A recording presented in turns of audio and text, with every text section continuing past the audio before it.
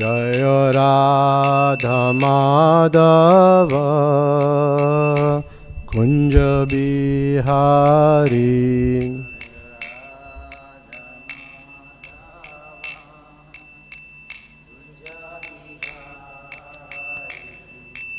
Gopijana Vallabha Girivaradhari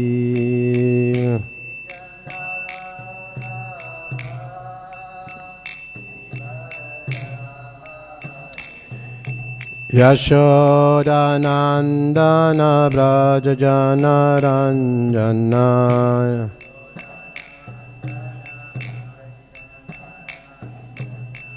Jamuna Tira Vanachari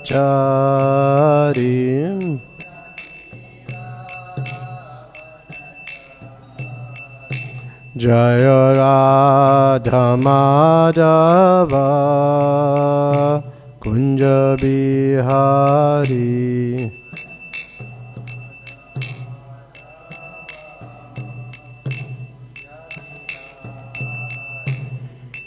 Gopijana Vallabha Girivaradhari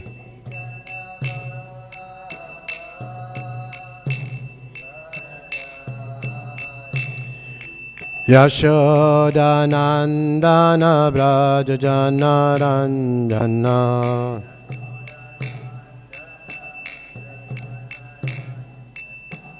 Jamuna Tira Vanachari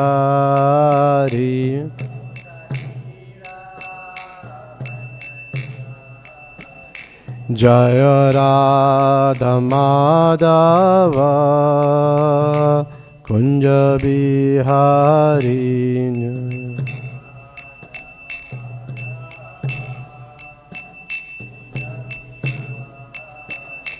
Jaya Radha Madhava Kunja Bihari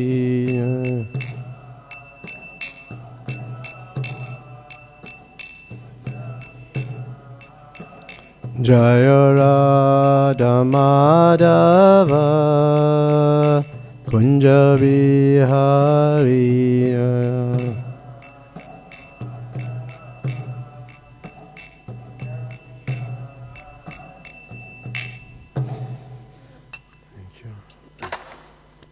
Jayam Vishnupad Paramahamsa Pravijacharya, Astoru Shishimat, His Divine Grace, A.C. Bhaktivedanta Swami Prabhupada Ki. Jayam Vishnupad Paramahamsa Pravijacharya, Astoru Shishimat, His Divine Grace, Bhaktisiddhanta Saraswati Goswami Maharaj Prabhupada Ki. Anantikoti Vaishnava Vrinda Ki. Naam Acharya Slaidas Thakur Ki. Prem se kaho Sri Krishna Chaitanya Prabhu Nityananda Shri Advaita Gadadhara Shivasari Gaur Bhakta Vrindi Ki. Sisi Radha Krishna Gopa Gopinath Shyam Kun Radha Kun Giri Govardhan Ki. Vrindavan Navadip Dham Ki. Ganga Mai Jamuna Mai Ki. Bhakti Devi Tulasi Devi Ki. Samaveta Bhakta Vrindi Ki. Nitai Gaur Premanande. All glories to the assembled devotee. All glories to the assembled devotee. All glories to the assembled devotee. All glories to Shri Guru and Shri Gauranga. All glories to Srila Prabhupada. Srila Prabhupada Ki.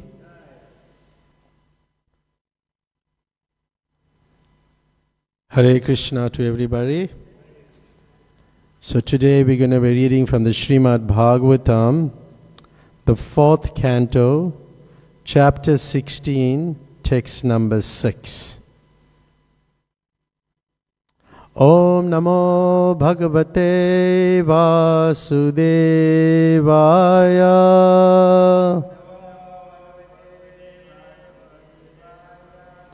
Om Namo Bhagavate Vasudevaya.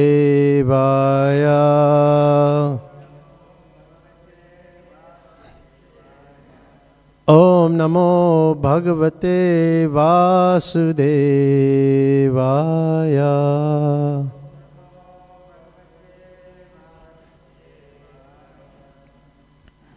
So the verse again, Srimad Bhagavatam, 4th Canto, chapter 16, text number 6.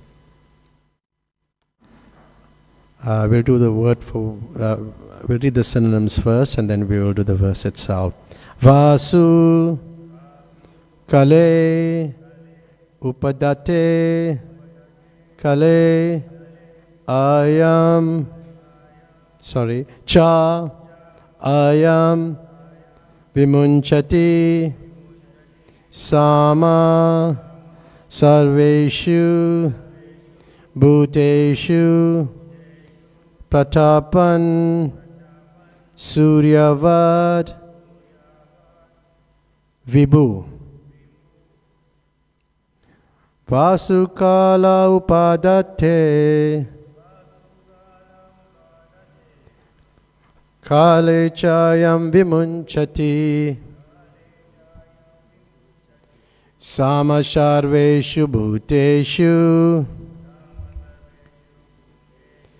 Pratapan Suryavad Vibhu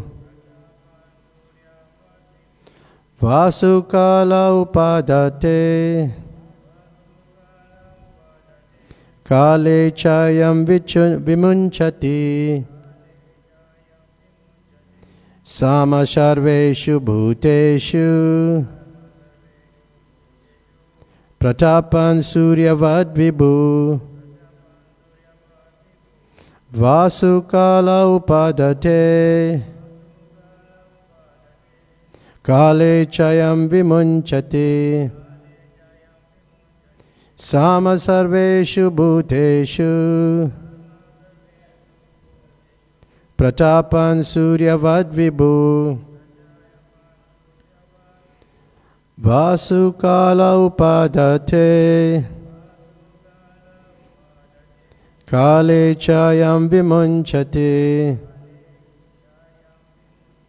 Samasarveshu Bhuteshu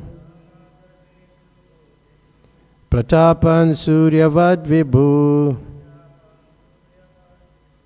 Vasukala Upadate Kale Chayam Vimunchati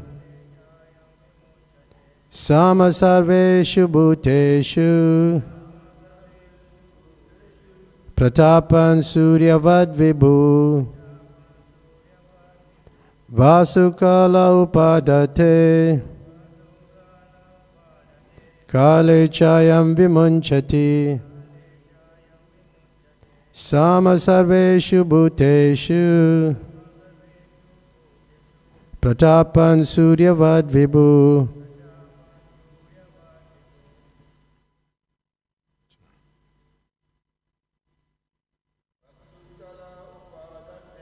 Vasukala Upadate Kale Chayam Vimunchate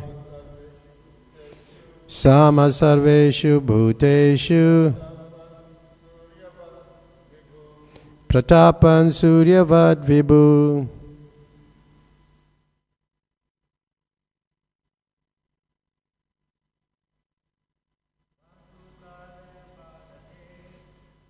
Vasukala Upadate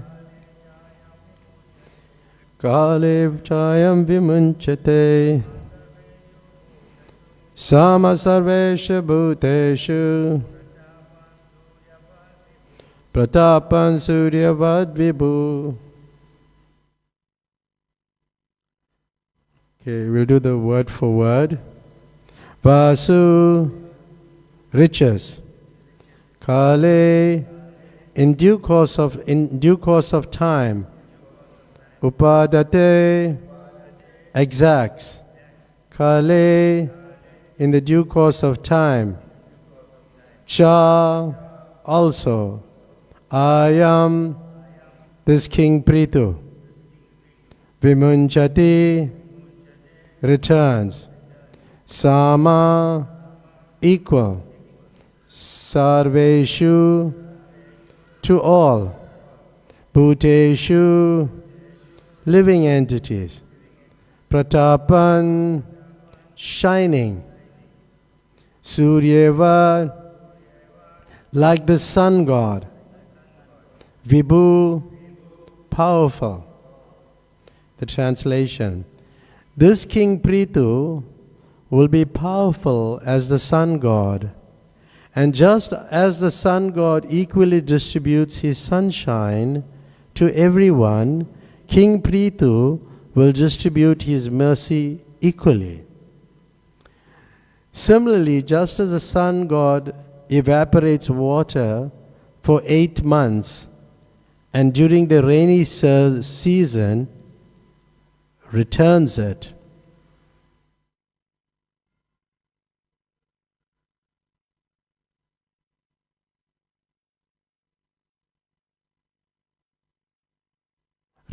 profusely. This king will also exact taxes from the citizens and return these monies in times of need. The purport by His Divine Grace A.C. Bhaktivedanta Swami Prabhupada. The process of tax exaction is very nicely explained in this verse. Tax exaction is not meant for sense gratification of the so-called administrative heads. Tax revenues should be distributed to the citizens in times of need. During emergencies such as famine or flood, tax revenue should never be distributed amongst governmental servants in the form of high salaries and various other allowances. In Kali Yuga, however, the position of the citizens is very horrible because taxes are exacted in so many forms and are spent for the personal comforts of the administrators. The example of the sun is very appropriate. The sun is many millions of miles away from the earth, and although the sun does not actually touch the earth, it managed to distribute clouds all over the planet by extracting water from the oceans and seas. And in due course of time, the clouds pour water on earth during the rainy season. As an ideal king, King Prithu would execute all this business in the village and state as expertly as the sun. So in the purport, there are many points for discussion. But firstly, let me just go through the points that are mentioned that are quite interesting. Taking of taxes initially or firstly is not meant for sense gratification, but they're used in times of need when there's famine or floods. And they are not meant, for payment of high salaries and allowances to public servants. And a very beautiful analogy of the sun is given in comparison to Prithu Maharaj, which we will discuss. So it's interesting that sometimes we wonder, who's a leader, because we often question that amongst ourselves. Who is a leader? And there's a difference between a manager and a leader. You get many managers, but you rarely get a leader. People can manage things. Managers are people who make things happen. But leaders make things happen for the people.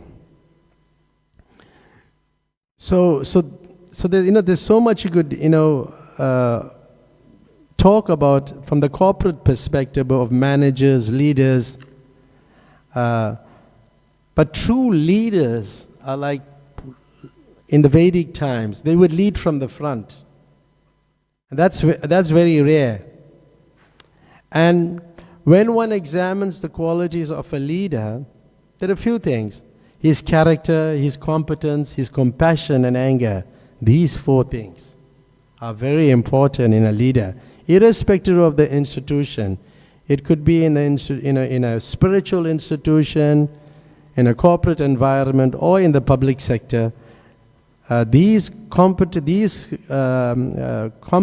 one must have, or these characters, qualities.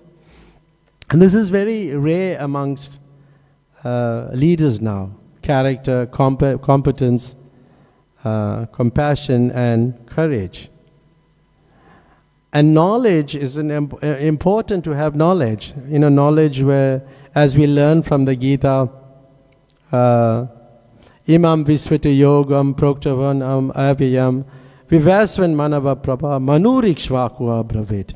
That where the Lord instructed this imperishable science of yoga to the sun god Vivasvan, and Vivasvan instructed to Manu, the father of mankind, and Manu then in instructed to Maharaj Ishvaku.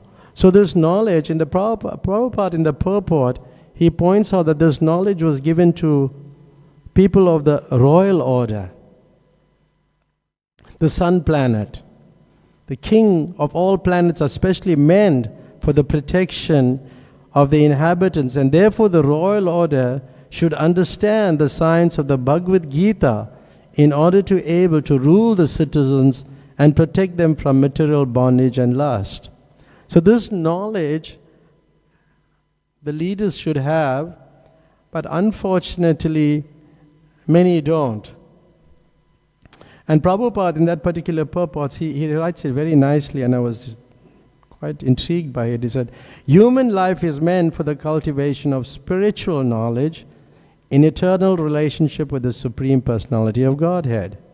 And the executive heads of all states and all planets are obliged to impart this lesson to the citizens by education, culture, and devotion. In other words, the executive head of all states are intended to spread the science of Krishna consciousness. So like this, we have even our own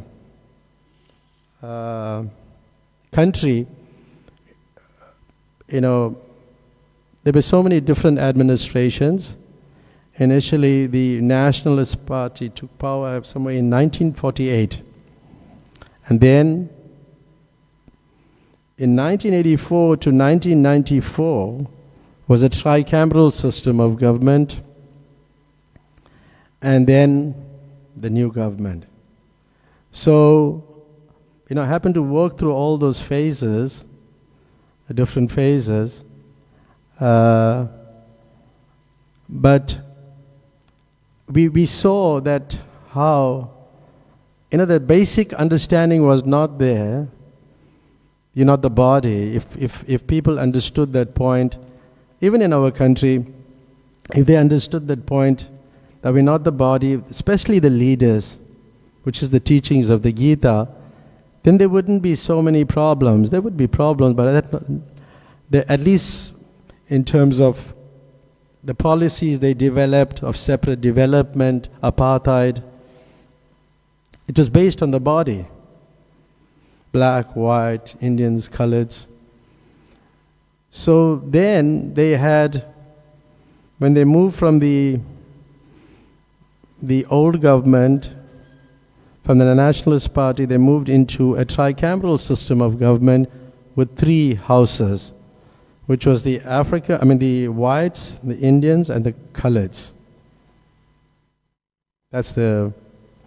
And they were, in the colored party, there was a reverend, actually was a leader, Alan Hendrickson. He was the leader. Actually a very good person also, because he had some spiritual understanding. And then on the Indian party was, Amit Rajbansi, who was the chairperson of the Ministers' Council at that time in 1984. But what we see, Prabhupada writes, how budgeting should take place in his purports in the Bhagavatam, that so much of money had to be wasted with separate administrations for different race groups. There was the Administration House of Delegates, the Administration House of Representatives, and there was the House of Assembly for the whites. And the Africans didn't participate in this dispensation. So we can see that how monies of the state are wasted just on the basis of the body. But in the Vedic system, it's a lot different. I was looking at some verses from the Bhagavatam, showing that how. I'll just read the verse itself. He then explained by divisions, acts of charity, the pragmatic activities of a king, and activities for salvation. Then he described the duties of women and devotees, both briefly and extensively. This is when Bhishma Dev is leaving his body, and he's instructing, Maharaj Yudhishthira how to rule and what is important. So firstly, he speaks about, Prabhupada writes in the purport about charity, because that's the householder's main function. He should be prepared to give at least 50%. Hopefully. But we have some conditions to 50% of his hard-earned money. And then the brahmachari should perform sacrifices. He performs sacrifices, the householder gives charity, and the renunciants, means the vanaprastha ashram, and as well as the sannyasis, they engage in penances and austerities. So why is this important? These things are important because the goal is to understand the self and go back to Godhead or reach self-realization. It's important to get training in anything what we do. We should be trained. So the student, like the brahmachari, is trained from a very young age that this property doesn't belong to him. Doesn't belong to him.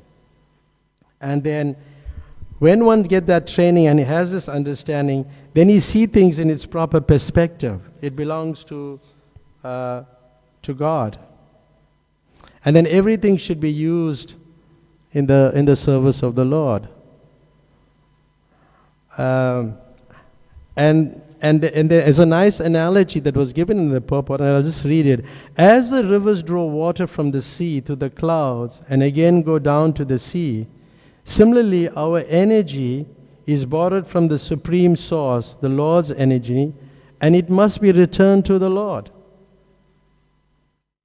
So whatever we do, as the Gita explains, that verse in the Bhagavad Gita, whatever you do, whatever austerities you perform, you should do it as an offering to the Lord.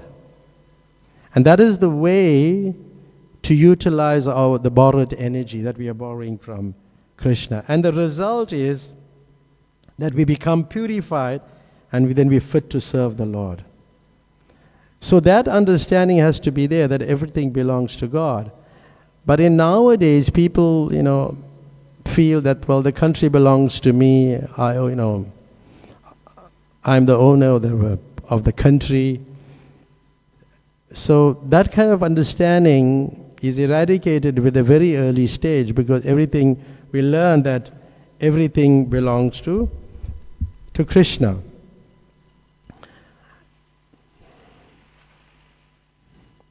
Sri Radha Radhanath Ki. So taxes, and about taxes, so that the kings, they were trained, according to Raj Dharma, according to the scriptures, the Manu Samhita, and different scriptures. And they wouldn't just collect taxes, just for the sake of, for their sense gratification, as it happens to be now, that people in political, in parliament or in government circles, they are using the taxes of people very freely. So the duty of the king was, as Prabhupada writes, the father, the spiritual master, and the king are not to become irresponsible in the matter of leading their subjects to the path of ultimate liberation from birth, death, disease, and old age. So these duties were perfectly discharged by people, by kings in the Vedic times. Now, who cares about birth, old age, disease, and death, especially in terms of the government itself. And they occupy positions based, or they manipulate the votes. They do so many. They're so untrained. They become like rogues and thieves, and they steal so much of money from the public sector. If you read about in the papers, in the newspapers, and there's, even if you watch, you watch in the news, so much of corruption in all parts of the world. But pious kings, they were not lazy. They were helping their subjects. They were able to get rid of the dacoits, the thieves, and they knew how to deal with it. And taxation was very simple. Well, let's read that, what Prabhupada said about that. The taxation law was simple. There was no force, no encroachment. The king had the right to take 1/4 of the production made by the subject. How's that? 1/4. And it's such a... And because the king was loved so much, or the leader was loved so much, the people didn't feel, they didn't give it grudgingly. They would just do it very freely and happily. And because the king was pious, there was so much minerals, grains, and famine was not heard of in the Vedic times. Because of the pious kings, the rulers were very pious. So if we, I hope that we could follow such leaders, but unfortunately, even myself, serving for a long time in the government service, have not come across leaders who were very spiritual or very loving. It was really very rare. And there was selection of cabinet ministers were done on the basis of qualifications and their abilities. It was not just based on nepotism. Like when the tricameral system came into existence, there was a lot of nepotism. And then you will see the cabinet ministers are crossing the floors. There were two parties. One was called the National People's Party, and the other party was the Solidarity Party. And they would be crossing the floors, and I worked just below them. And upstairs we'll know that they are moving from one floor, one party to the next. So that type of leadership is not good. One must be decisive, vigilant, austere, follow the principles of religion. And also, the state should have a reserve fund. There in that 9th chapter of the Bhagavatam, Bhishma Dev points out how to become free from or to develop good principles. If one gets angry, he can overcome it by forgiving. And then if to become free from unlawful desires, one should not make plans. By spiritual culture, one is able to conquer sleep. I mean, that's an interesting one. By spiritual culture, one is able to conquer sleep. By tolerance, one can conquer desires and avarice. Disturbance from various diseases can be avoided by regulated diets. This is quite interesting. Yeah. So various things like talkativeness can be avoided by gravity and silence. So these are the qualities that a leader should have, and it should be giving it to his subjects. And the woman should be protected.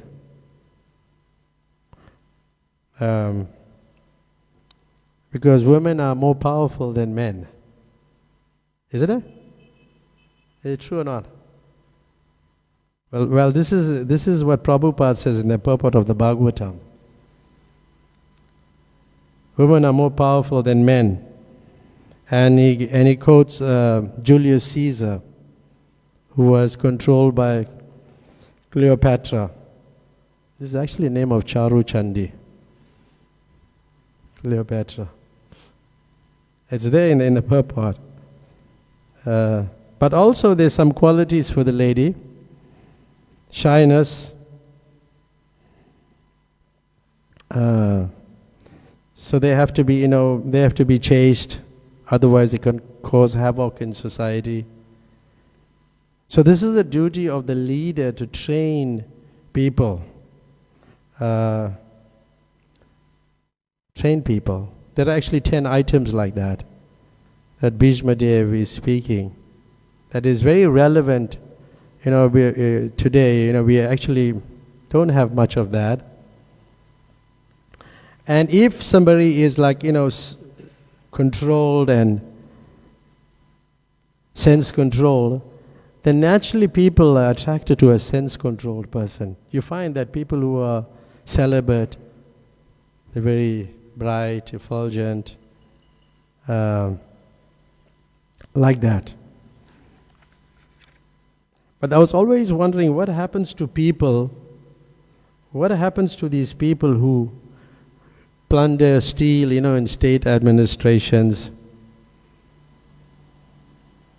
What really happens to them? Do they get some punishment? I'm sure they definitely get some punishment, but in the 5th canto of the Srimad Bhagavatam, I found this interesting. In this world, some persons are professional plunderers who set fire to others' houses or administer poison to them. Also, members of the royalty or government officials sometimes plunder mercantile men by forcing them to pay income tax and by other methods. After death, such demons are put into the hell. In a hell, this is not clear. Yeah, they put it in hell. On that planet, there are 720 dogs with teeth as strong as thunderbolts. So those people who are leaders have to read this well. Under the orders of the agents of Yamaraj, these dogs voraciously devour sinful people. So there's some sort of punishment. And Prabhupada in the purport was explaining that there will be scarcity, there will be famine, there will be rain towards the end of Kali Yuga. And the government will impose taxes which will force people to leave their homes and go into forests and other places. Because the taxes sometimes, like people from India are so happy to go to America to work, but they have to pay at least about 40% tax. That's quite a lot. Isn't it? They have to pay taxes. And the punishment, for all these plunderers and leaders who cannot take care of the citizens, this is what happens to them. And then in another verse, Prabhupada says, sometimes the conditioned soul jump, or another verse and the purport, sometimes the conditioned soul jumps into a shallow river, or being short of food grains, he goes to beg food from people who are not at all charitable. Sometimes he suffers from burning heat of household life, which is like forest fire, and sometimes he can become sad to have his wealth, which is as dear as his life, plundered by kings in the name of heavy income taxes. So that's the verse. And Prabhupada in the purport is saying that the person, he walks into the scorching heat, but then he takes shelter of a river. But that river, may not have so much water in it, and then he jumps into the river, onto the rocks or sand or whatever it is, and hurts himself. And he'll be bleeding. So it's bad. There'll come a time there'll be so much shortage of food. And the person go and ask his friend, okay, give me something, and then the friend refuses him. This happens, right? Sometimes you go to a very close friend to ask him, and then he will refuse. It causes the person pain. So the person, people who have a lot of money, they try to hide their money because they don't want to pay taxes. Then they change it and leave it in Surat or somewhere. They give it in, they take it and go to other parts of the world. They hide their money. They don't want to pay taxes. But that person who does that is in a way, he cheats the government for their revenue. Is a very sinful person. He's a very sinful person. In the sense, there was an important point that I was reading just before I came here, that it is said, in the Chaitanya Charitamrita, I forget, or maybe just let me go to it. I found that quite interesting. One who serves the government but misappropriates the government's revenue is liable to be punished by the king. That is the verdict of all scriptures. The revenue of the government is more sacred than the property of a Brahmana. That's quite interesting. I found that quite interesting. One who misappropriates the government's money and uses it to enjoy sense gratification is most sinful. So one has to be careful that he doesn't, misappropriate funds from the government. It's a very serious offense. And this is in the Antya Leela. It's mentioned there.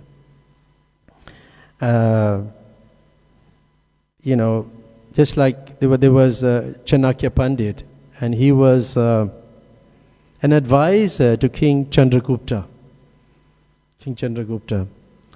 And, centuries ago, quite a long time ago. But he was very cautious how he used state funds.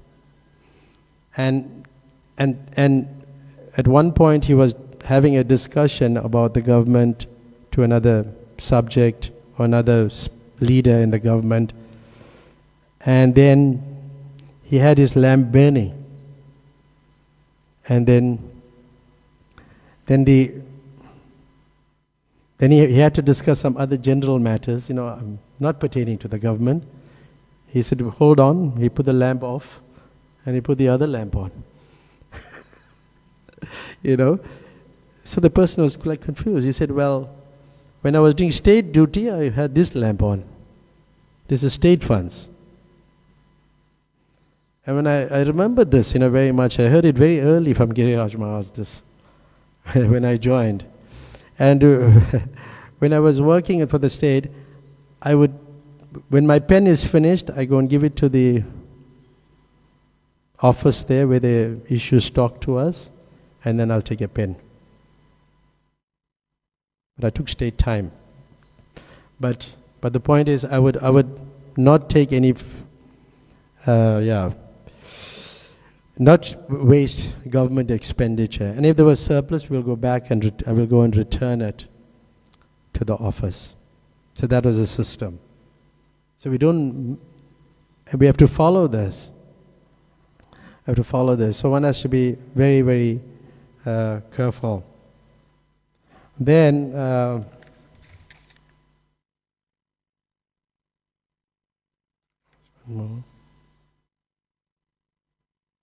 there's a few things. Yeah. So the Brahmins were like how, even Chanakya Pandit was a Brahman. And they would advise the kings, and they would advise the leaders. And that is required, Brahmins. And the Brahman's duty is that his occupation is that, the principal occupation for a Brahmin is worshipping the deity and teaching others how to worship. Studying the literatures and teaching the Vedic literatures. And accepting charity and giving charity. 6 duties. This is what a Brahman is meant to do. So a Brahman doesn't, earn a livelihood by these. He just do it as a service to the community. But the Kshatriya, he has to give protection to the citizens, and therefore taxes are levied. There's taxes has to be paid to the king. But Prabhupada writes one very interesting point here in the purport. He says, the members of the Krishna consciousness movement should therefore be exempt from government taxation. But unfortunately we have to pay taxes also.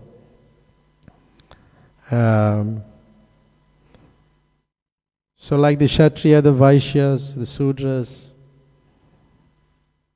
they pay taxes, but the Brahman, he doesn't earn anything. So, he's meant to give whatever he's meant to give it back in charity. So he doesn't, for his maintenance, and whatever is excess, he gives it in charity. He gives it in charity. So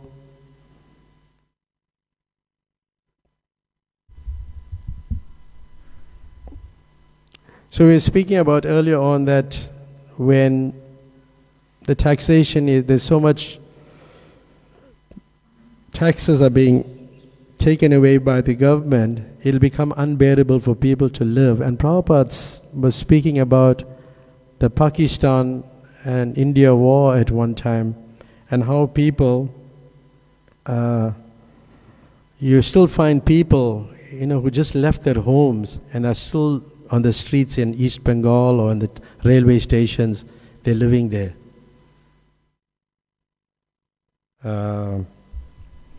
And he said the politicians made a mistake by having that partition. And see what it led to people, this living in the streets. So this is bad, poor leadership that Prabhupada spoke about. And he also spoke about good karma. Like the British people, they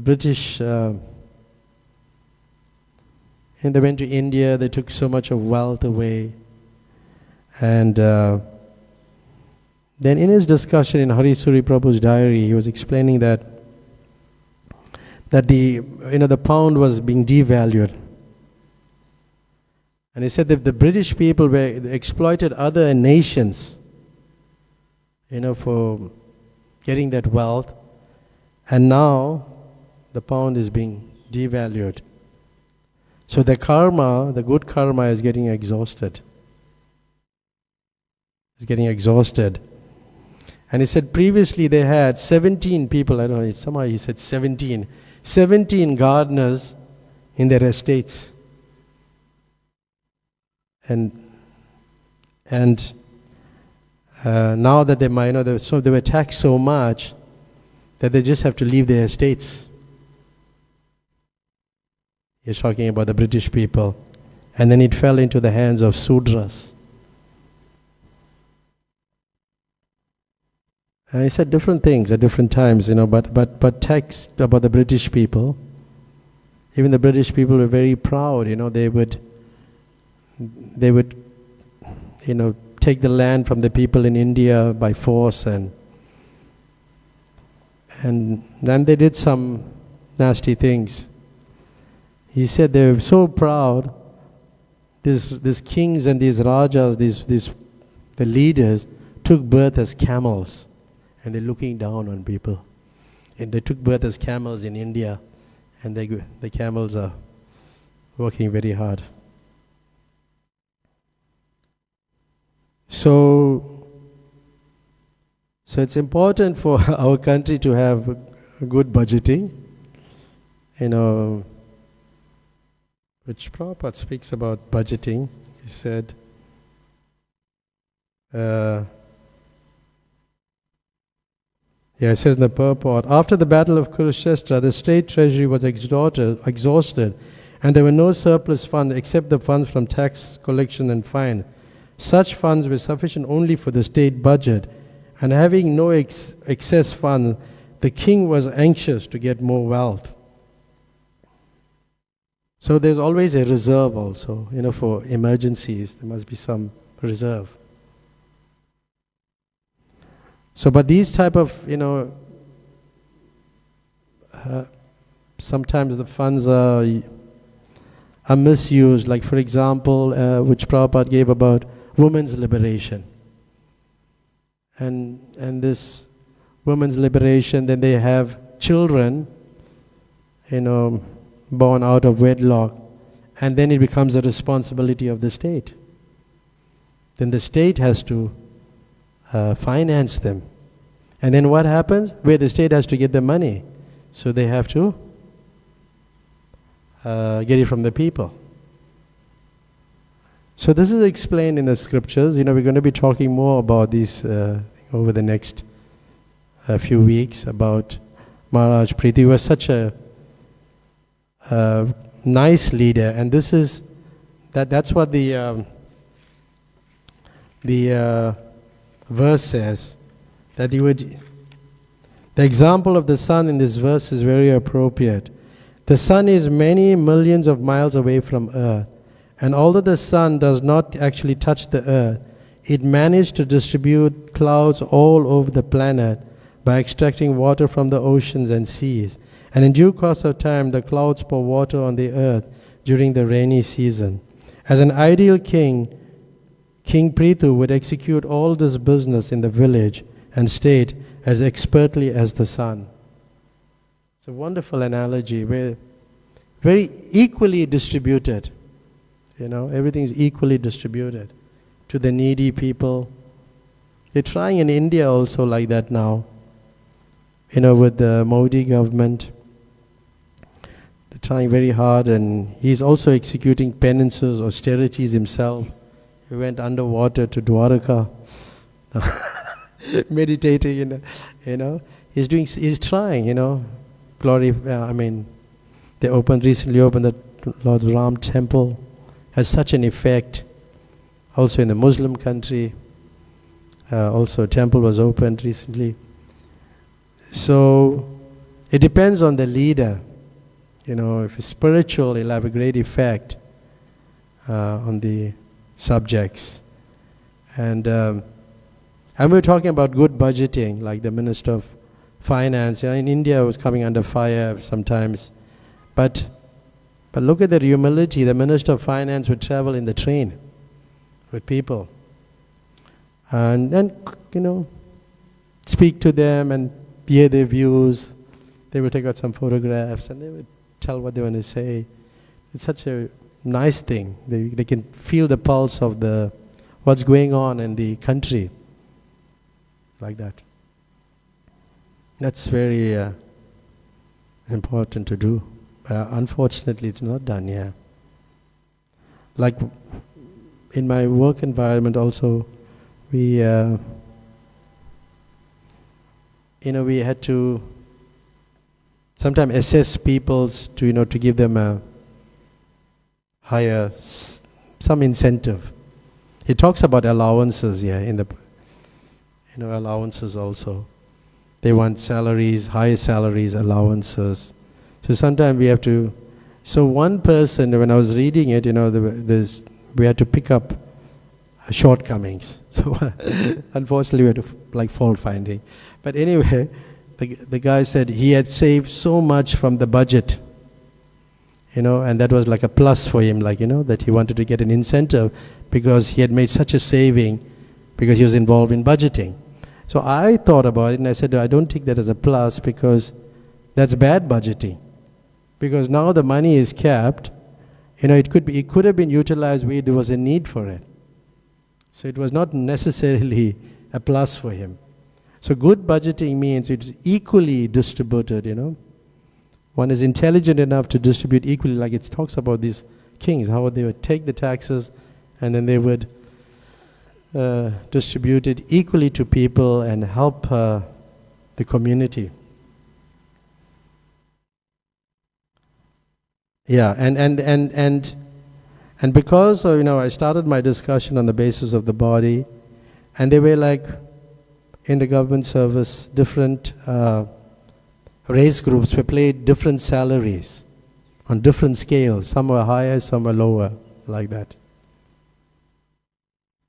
So anyway, we should have more kings like Prithu Maharaj, and our life will become very blissful. Hare Krishna. Thank you very much.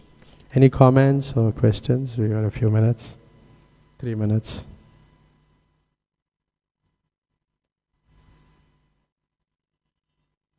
Srila Prabhupada ki